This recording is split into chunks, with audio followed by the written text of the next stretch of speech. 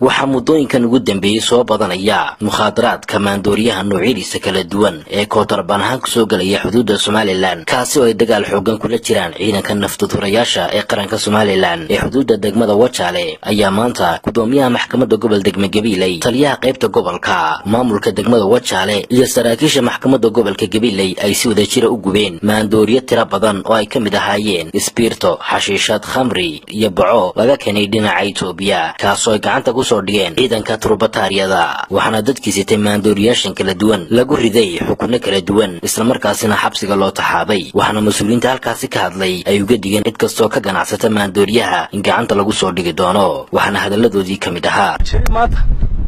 waxyaabo badan baa soo dheeraad noqday waxa soo dheeraadka noqday waxa kamid ah kordhamka arkaysan ee noocyada kala duwan leh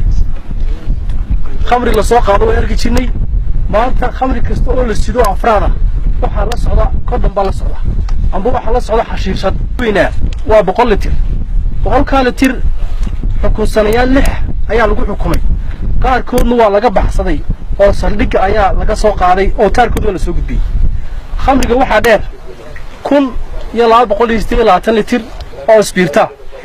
waxa kale oo dheer intaas baco waxaas xuduudda kama soo gali jirin Itoobiya maan arag intaan joogo anigu halkan maxkamadda aan haystay walaa madaxdii soo hadasho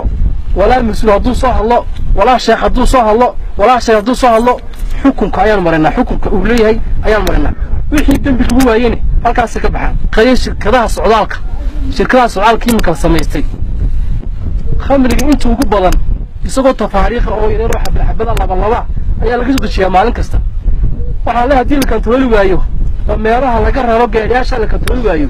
waxay saameyn doontaa shaqadii saameyn doontaa xafidno kadibna aan sharciga u gudbin alaabtan waxa lagu qabtay oo xuduudda ka soo gudbaya waxaana soo qabtay markii hore ciidanka ilaalada cashuuraha ee custom Wajaale soo qabtay ay soo gudbiyeen saasi ku soo gudbiyeen customka waana xafidnay ilaa iyo dadkii watay aan u soo gudbinay muxuu ahaayeen sharciga u soo gudbinay wixii aanu qabanay khamri xashiishad ispirto iyo kondomiyo kuwaasoo dhammaantood aan kusoo bandhignay halkan khamri 100 litir ah kondom 6,000 ah xashiishad 2 xidhmo 4 kilogram ah iyo baco 13 bundadood oo hawlgalkan iyagu maartay soo qabtay laantoodna ayna suura gasheen in waxa kan bulshada laga badbaadiyo iyo waliba shacabku ay kaalmaysanayaan ispirto xashiishad kondom baco oo ciidanka bileeska Togo Wajaale soo qabteen kuwa ilaalinta cashuuraha iyo kuwa bileeska kala labaduba ay soo qabteen dadkii lagu qabtayna la xukumay badidooda oo la sheegay maxkamadda lagu gooyay 13 badal oo ku jiraan min kun xabadood oo ka kala 13 kun oo mid litir oo khamriya waxa kale oo lagu gooyay xashada soo qabteen ciidanka bileeska iyo gudoonaya waajibaadkoodii yar weeye nuclear la inagu dhuftaan ka dhib yar baa qaba ummadeeni wax laga fasahaadinaya diintii akhlaaqdii dadnimadii wax noloshoo dhan baa la inaga fasahaadinaya ciidanka booliisku kaligii waxa ma qaban karo waxa loo baahan yahay yar iyo weyn dadweynaha meel kasta oo ay ku arkaan in ciidanka booliiska la soo xidhiidhaan wayal xaji